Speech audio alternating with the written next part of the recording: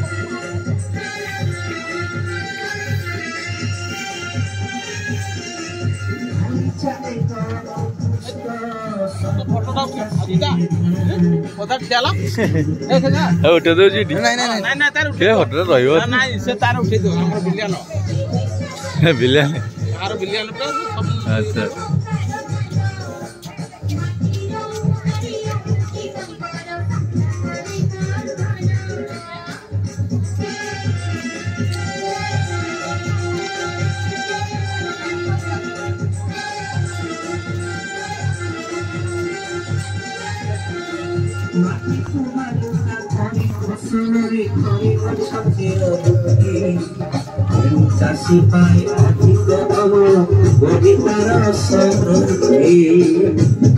ତେଣୁ ଚାଷୀ ଭାଇ ସବୁଜ ସାର ପାଇଁ ଧଣିଚା ଚାଷ କରନ୍ତୁ, ପ୍ରୋତ୍ସାହନ ରାଶି ପାଆନ୍ତୁ।